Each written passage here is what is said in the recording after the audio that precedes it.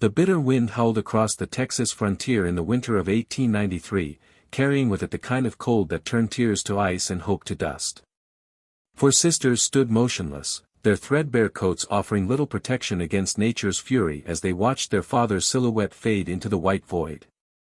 The oldest clutched a small bundle of supplies, all that stood between them and certain death. "He's really gone," whispered Eleanor Bennet, her voice barely audible above the wind. At 23, responsibility now fell squarely on her shoulders. "He's not coming back this time." 19-year-old Josephine, once known for her infectious laughter, stood frozen beside her. "No, Eleanor. He wouldn't leave us here to die. He'll return with help." But the tremor in her voice betrayed her doubt. Margaret, 16 and thoughtful, placed a steadying hand on Victoria's shoulder. The youngest sister, only 12, stared wide-eyed at the spot where their father had vanished. "What do we do now?" Victoria asked, her small voice cracking. Eleanor squared her shoulders against the biting cold. "We survive. Have you ever wondered what you would do if everything you trusted suddenly abandoned you? How far would you go to protect those you love when the world itself seems determined to erase you?" This is the extraordinary true story of four sisters who faced impossible odds, and the unexpected alliance that would transform their tragedy into legend. If this is your first time hearing this remarkable tale, take a moment now to subscribe to our channel. These are the forgotten stories of the American frontier, the ones that reveal the true heart of our shared history. As darkness fell, the temperature plummeted further. Eleanor led her sisters to a stand of cottonwoods beside a frozen creek, the only shelter in the barren landscape. With trembling hands, they gathered what fallen branches they could find, building a small fire that seemed pathetically inadequate against the vast cold. "We need to ration what little food we have," Eleanor instructed, dividing their meager supplies, a half loaf of stale bread, some dried beef, and a small pouch of cornmeal. "Just enough to keep our strength up until morning." "And then what?" Margaret asked, her practical nature asserting itself even in crisis. Eleanor had no answer. Their father, Thomas Bennet, had been spiraling downward since their mother's death 2 years prior. Debt, alcohol, and grief had hollowed him out, leaving only a shell of the man who had once promised his daughters a new beginning in the West. Now he had made his final, unforgivable choice, abandoning his children to the merciless winter rather than facing his failures. "The nearest town is 3 days' walk," Josephine calculated, her eyes reflecting the dancing flames. "We'd never make it in this weather." "Then we wait," Eleanor decided. "We conserve our strength, maintain the fire, and watch for travelers." But as the night deepened and wolves began to howl in the distance, even Eleanor's determination wavered.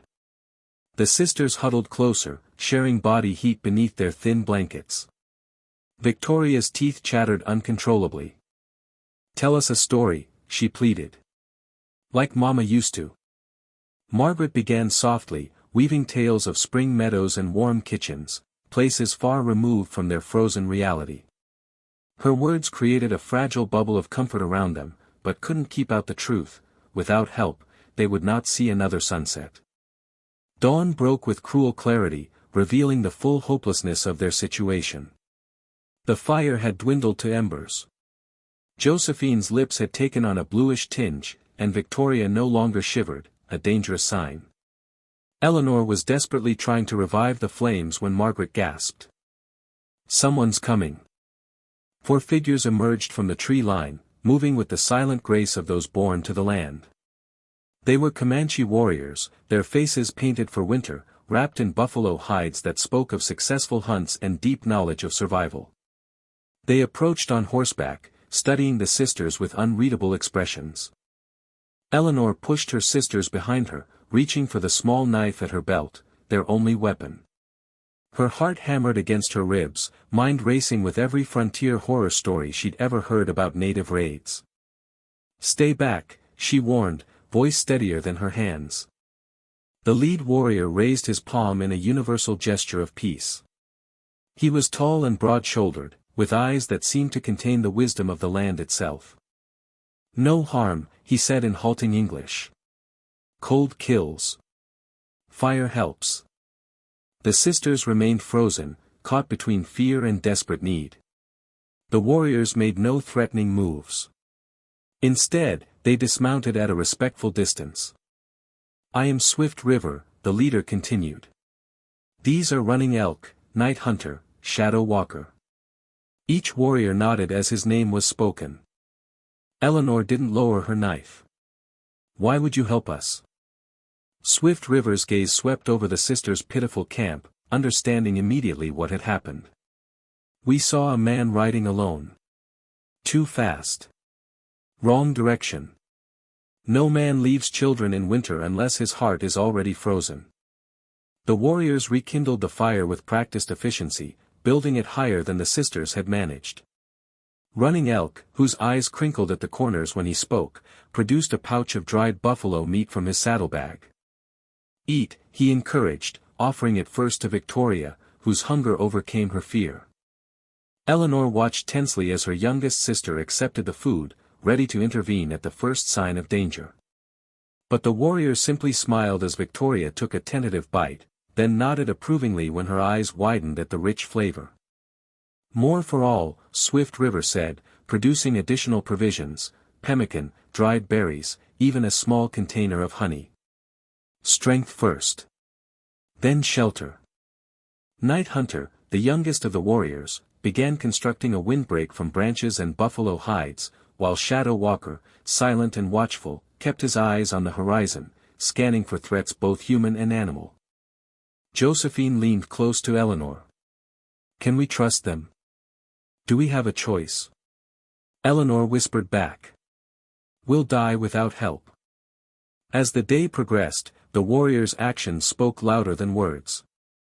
They built a proper shelter, taught the sisters how to maintain a fire even in wet conditions, and shared their provisions without expectation.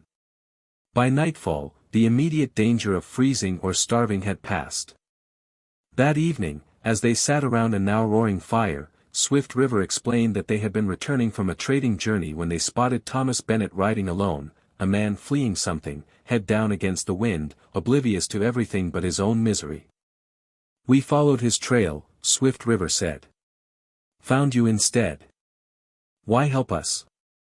Eleanor asked again, still struggling to reconcile these men with the fearsome images she'd been raised to believe. "Winter does not ask who you are before it kills," he answered simply. "Neither should mercy." Days passed, and with each sunrise, the sisters learned more about survival from their unexpected guardians. Night Hunter, quick-witted and patient, took particular interest in teaching Margaret how to read the stories written in the snow. "See here," he said, crouching beside a set of delicate impressions. "Rabbit. Fresh. Moving slow because of deep snow."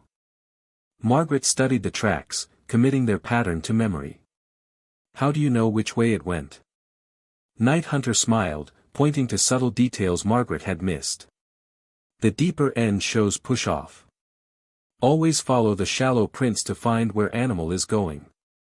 Margaret nodded, absorbing the knowledge like parched earth takes water. Of all the sisters, she adapted most quickly to their new reality, her practical nature finding purpose in these essential skills. Meanwhile, Running Elk worked with Josephine to set snares along game trails. His easy humor drew out Josephine's long-dormant laughter, a sound that brought hope to her sisters' hearts. "Your hands are clever," he observed as Josephine successfully set a complex trap. "You learn fast." "Our mother taught us to sew and mend," Josephine explained. "The knots aren't so different." Shadow Walker, the most reserved of the warriors, found unexpected connection with young Victoria. Her restless energy matched his watchful nature, and he began teaching her to move silently through the snow, to listen to the forest's whispers. "The land speaks," he told her. "Most people too busy to hear." Eleanor observed these developments with cautious optimism. The warriors had proven themselves honorable, but she remained vigilant, unwilling to fully surrender her role as protector. Yet even she couldn't deny the transformation in her sisters, cheeks flushed with health rather than fever, eyes bright with purpose instead of fear. If you're finding this story of survival against all odds inspiring, please take a moment to like this video and share it with someone who appreciates tales of extraordinary courage. Your engagement helps us continue bringing these forgotten frontier stories to light. As January gave way to February, the bitter cold maintained its grip on the land. One evening, as the others slept, Eleanor found herself alone with Swift River beside the fire. The flames cast dancing shadows across his face, highlighting the quiet strength she had come to rely upon. "You carry heavy burden," he observed. "Not just your sisters. Something more." Eleanor stared into the fire, weighing how much to reveal. "Our mother died 2 winters ago. Fever took her in 3 days. After that, our father changed. The drinking got worse. The debts piled up. He'd disappear for days, then return with grand promises and empty pockets." Swift River nodded, understanding without judgment. "I keep wondering what I could have done differently," Eleanor continued, her voice barely audible. "How I failed to see this coming." "His choice," Swift River said firmly. "Not yours." "But they're my responsibility now," Eleanor insisted, glancing toward her sleeping sisters. "And I don't know if I'm strong enough." Swift River was quiet for a long moment. "My people believe strength is not what you carry alone. It is knowing when to share the weight." He reached into a small pouch at his waist and withdrew something that caught the firelight, a small carved stone eagle suspended on a leather cord. "My grandmother made this. Said eagle sees far, plans ahead, but also knows when to ride the wind instead of fighting it." He offered it to Eleanor. "For you." Eleanor hesitated, then accepted the gift, feeling its smooth weight in her palm. "I can't take this." "Already given," Swift River replied with quiet finality.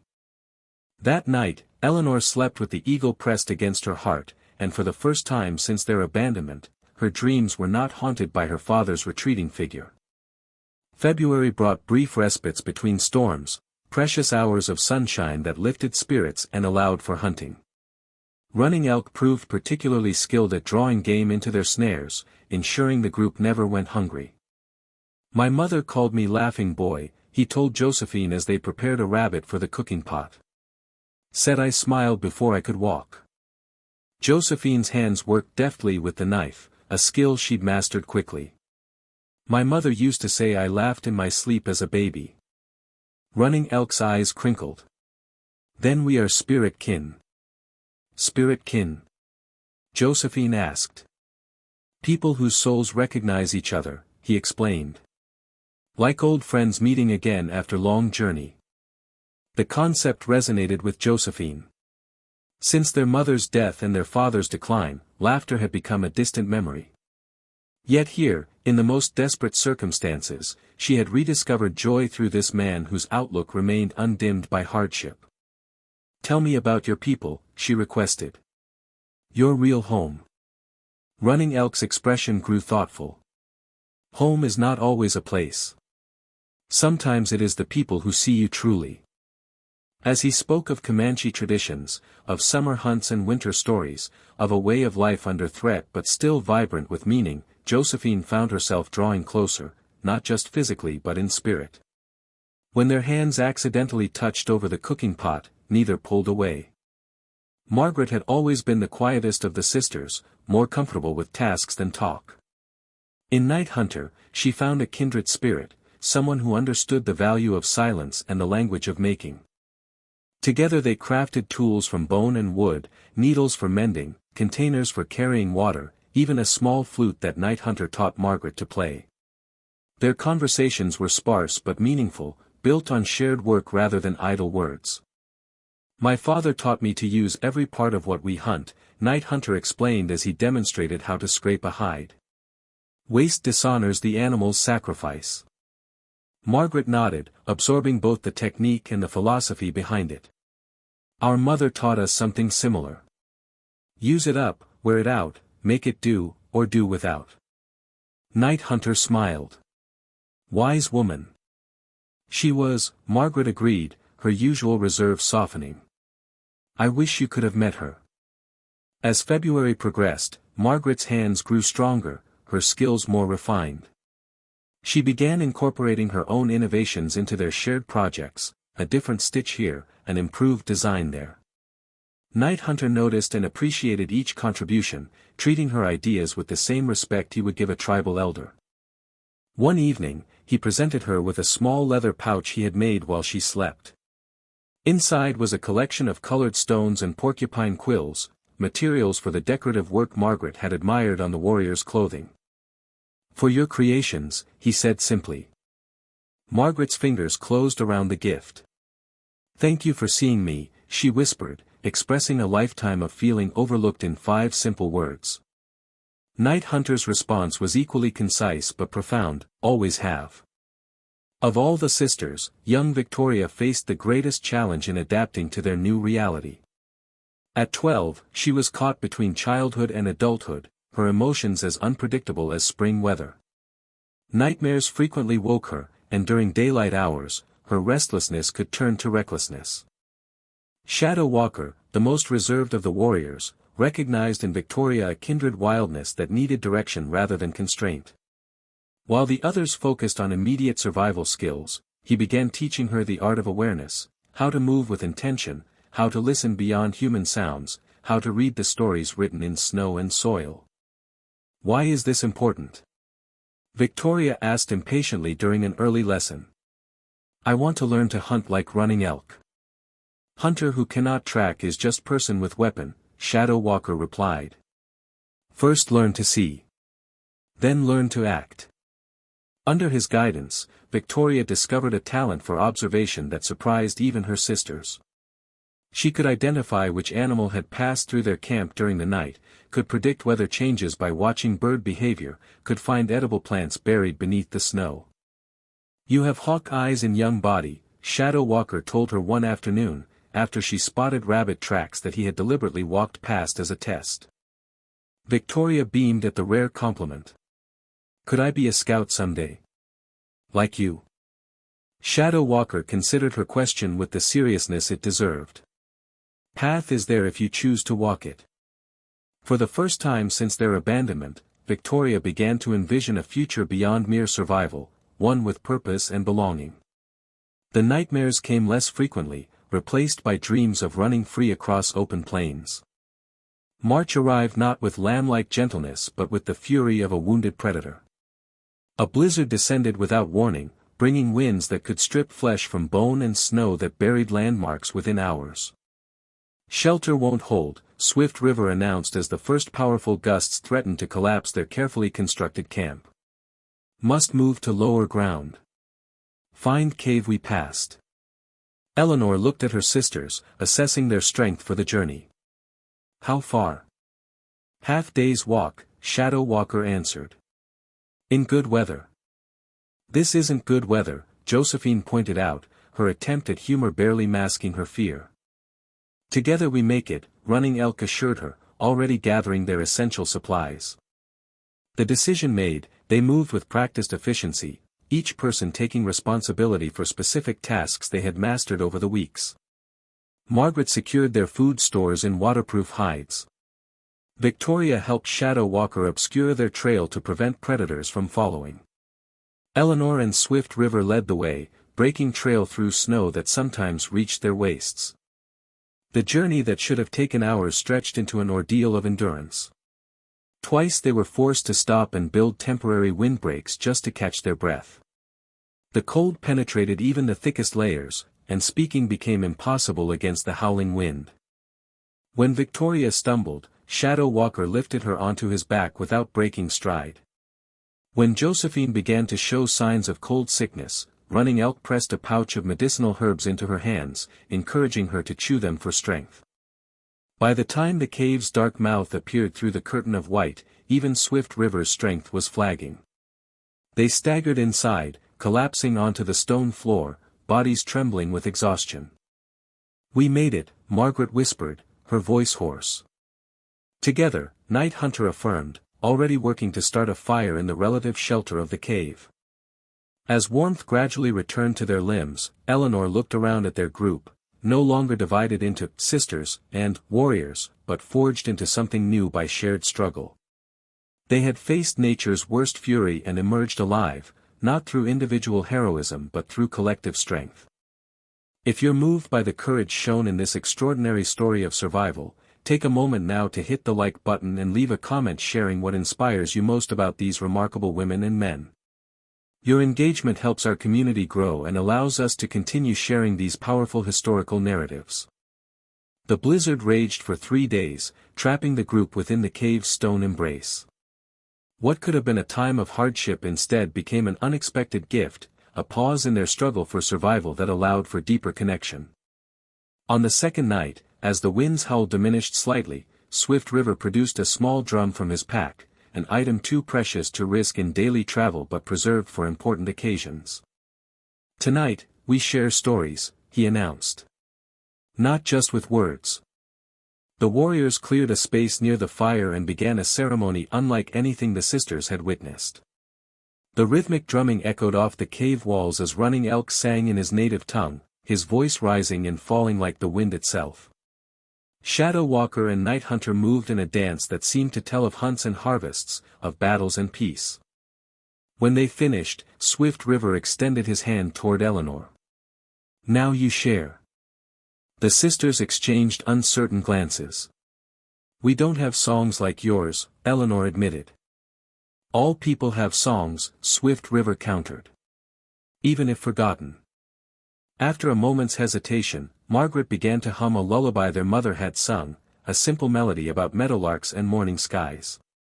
Josephine joined in, adding words half-remembered from childhood. Victoria's clear voice strengthened the chorus, and finally, Eleanor completed the harmony.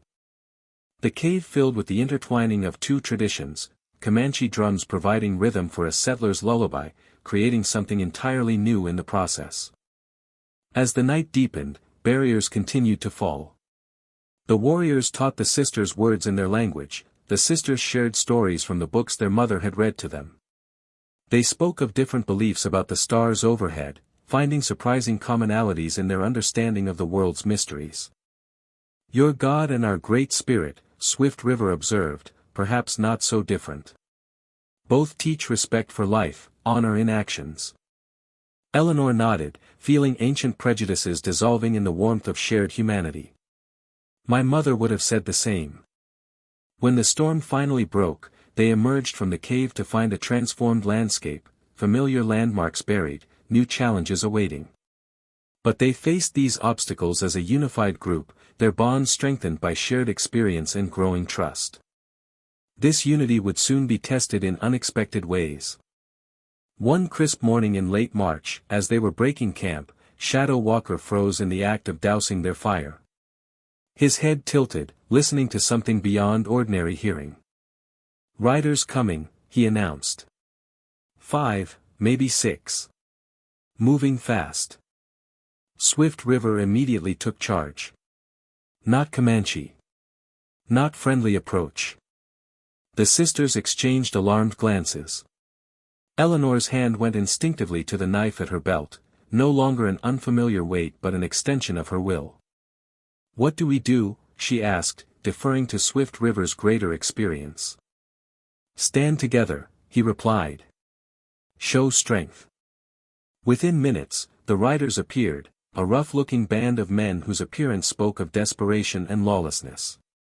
Their leader, a scarred man with cold eyes, reined in his horse at the sight of the unusual group. "Well now," he drawled, gaze sliding over the sisters with predatory interest. "Ain't this a curious gathering?"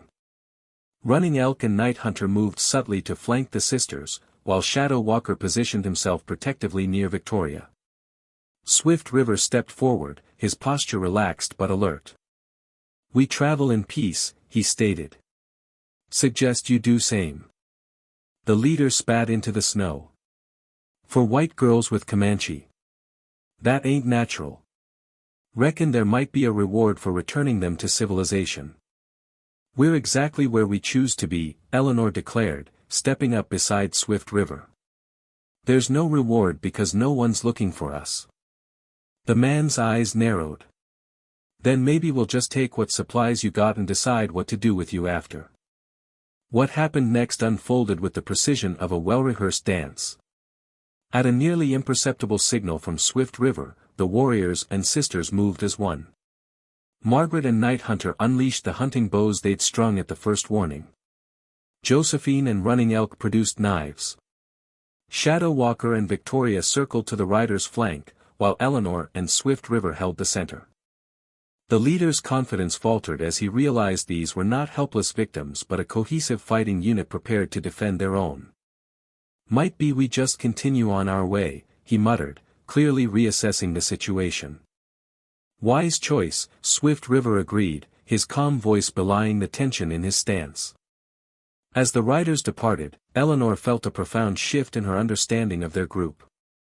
They had faced a human threat together, not as protectors and protected, but as equals united in common purpose. You fought beside me, Swift River observed later. Not behind. Eleanor nodded. We're not the same people who were abandoned in that blizzard. We've become something else entirely. April brought the first true signs of spring, patches of earth emerging from beneath the snow's blanket, buds swelling on tree branches, birds returning with songs of renewal. The world was awakening from its long sleep, and with this transformation came new possibilities. One morning, Eleanor woke to find Swift River already up, watching the sunrise from a small rise near their camp. She joined him, wrapping her blanket tighter against the lingering chill. You're thinking about something, she observed. He nodded. Time of decision comes. Snow melts. Trails open. The implication hung between them, unspoken but unavoidable. With spring's arrival, the warriors could return to their people. The sisters could seek out a settlement, perhaps find work as seamstresses or housekeepers. The partnership forged in winter's crucible would naturally dissolve with the snow. What if we don't want to separate? Eleanor asked, giving voice to the question that had been growing in her heart. Swift River turned to face her fully. What do you see for future? Eleanor looked out over the awakening landscape, considering her answer carefully. I see something new. Not your world or mine, but something we build together. All of us. A rare smile transformed Swift River's serious features. I see same. That evening, they called a council. Seated around the fire, each person spoke in turn, sharing their hopes and concerns about the path ahead. The world beyond this wilderness won't understand what we've become to each other, Margaret pointed out pragmatically. Then we make our own world, Night Hunter countered, his hand finding hers. Running Elk's eyes danced with characteristic optimism. Where Comanche wisdom meets settler skills. Stronger together than apart. We could build something here, Josephine suggested, gesturing to the valley below them.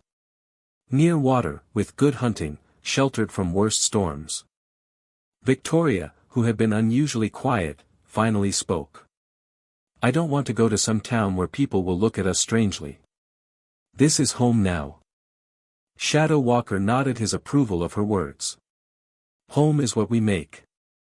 As the discussion continued into the night, a vision began to take shape, not a temporary camp but a permanent settlement, not a compromise but a new beginning built on mutual respect and shared purpose. It won't be easy, Eleanor cautioned. We'll face challenges from both your people and mine. All worthwhile paths have obstacles, Swift River replied. Question is whether destination justifies struggle. Looking around at the faces illuminated by firelight, her sisters transformed by hardship into women of remarkable strength, the warriors who had become family in all but blood, Eleanor knew her answer with bone-deep certainty. It does, she said simply. And so, as the last snow melted into memory, they made their choice, not to return to separate worlds but to create a new one together. With their decision made, planning began in earnest.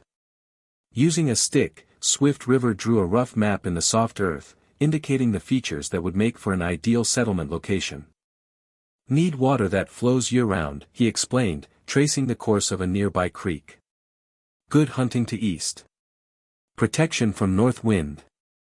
Night Hunter, whose tracking skills had given him intimate knowledge of the surrounding terrain, suggested a sheltered valley 3 days' journey south. Has everything we need. Good soil for growing. Stone for building. Can we claim that land? Margaret asked practically. Won't someone already own it?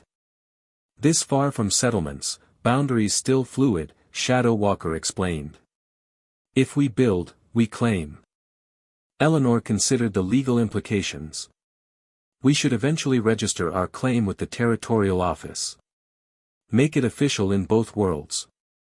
As they refined their vision, each person's unique perspective strengthened the whole. Josephine, with her eye for beauty, suggested positioning their dwellings to capture the best light.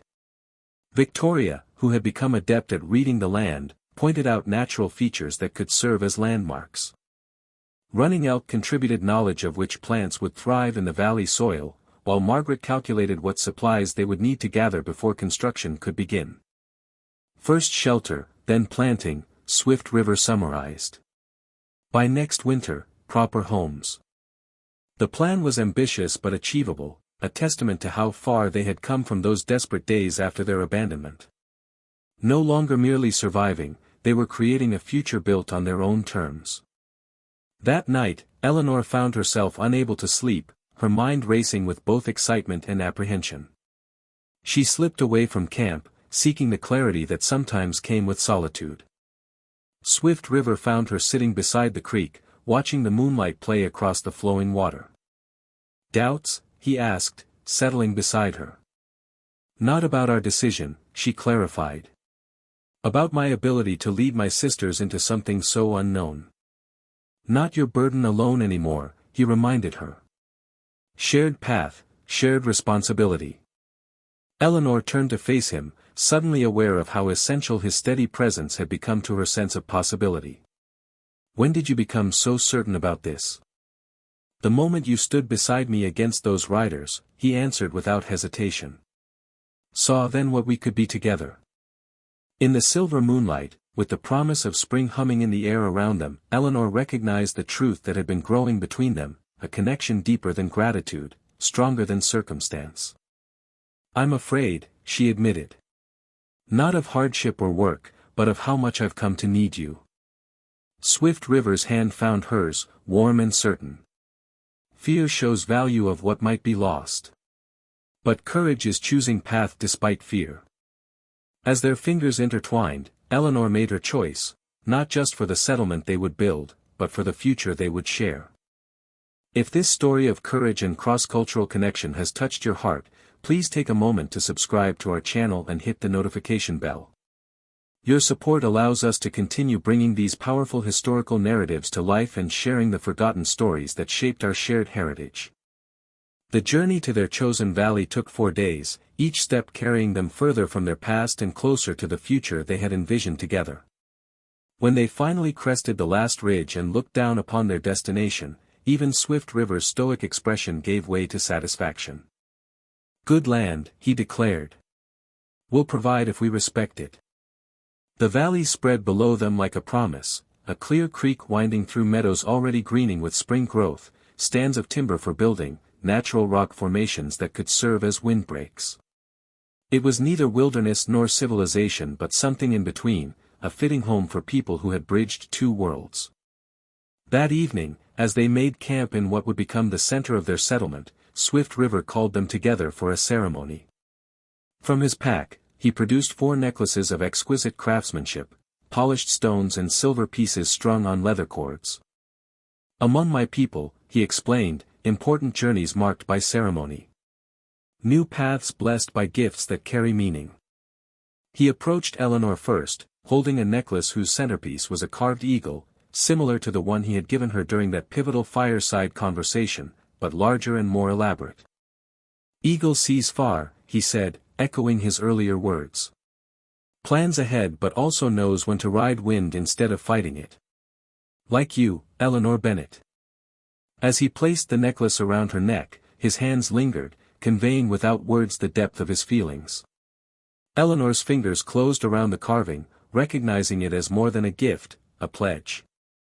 Running Elk stepped forward next, presenting Josephine with a necklace adorned with amber stones that caught the firelight like captured laughter. "For one who brings joy even in darkness," he said softly. Night Hunter gave Margaret a creation of intricate beadwork that reflected her own meticulous nature. "For hands that build and heart that understands silence," he explained. Finally, Shadow Walker approached Victoria, offering a necklace featuring a small silver wolf. "For young one who learns to run with pack but keeps own path," he said, his usually reserved expression softening as Victoria's face lit with pleasure. The ceremony continued as the sisters, having prepared their own gifts in secret, presented the warriors with tokens of equal significance, handcrafted knife sheaths embroidered with symbols meaningful to both cultures, the stitching a testament to Margaret's teaching and their collective skill. Under a sky blazing with stars, they sealed their commitments not through words borrowed from either tradition but through promises as unique as the bonds they had formed, pledges to honor each other's strengths, to respect each other's wisdom, to build something lasting from the foundation of their shared survival. It was not a traditional wedding by either Comanche or settler standards, yet in its authenticity, it transcended both, a covenant between equals who had chosen each other despite every obstacle history had placed between them. Summer flowed into fall, and fall gave way to winter once more. But this winter found them prepared, snug in sturdy cabins built with techniques that combined Comanche wisdom with settler practicality. Their food stores were abundant, their livestock healthy, their community thriving. Word of their unusual settlement began to spread across the frontier. At first, visitors came out of curiosity or skepticism, traders, trappers, occasional government officials. Some arrived expecting to rescue the Bennett sisters, only to depart perplexed by their evident contentment and prosperity. "They think we need saving," Josephine remarked after one such encounter, her arm linked comfortably with running elks. "They can't imagine we chose this life. People fear what challenges their understanding," Running Elk replied philosophically. "Easier to believe you are captives than accept that two worlds can become one." As the seasons turned, their community grew. A Kiowa family joined them after losing their home to raiders. A widowed settler with carpentry skills arrived seeking a fresh start. Two young Comanche couples, inspired by Swift River's vision, brought new energy and traditions. Each addition enriched the whole, creating a settlement unlike any other on the frontier, a place where languages mingled freely, where children learned both the settlers' alphabet and the Comanche star maps, where meals featured cornbread alongside pemmican. Eleanor and Swift River's leadership provided the foundation for this remarkable experiment. Their partnership, forged in crisis and strengthened through shared purpose, offered a model for resolving the inevitable conflicts that arose when different worldviews collided. "We don't ask people to abandon their traditions," Eleanor explained to a skeptical Indian agent who had come to investigate reports of white women living among savages. "We ask only that they respect others' right to their own," Swift River continued, standing shoulder to shoulder with his wife. The agent departed unconvinced but unable to find any legal grounds for interference. The settlement existed in a unique space, neither reservation nor typical homestead, but something new that challenged the rigid categories of frontier society. 5 years after that desperate winter abandonment, the Bennett sisters gathered on the same ridge where they had first viewed their valley.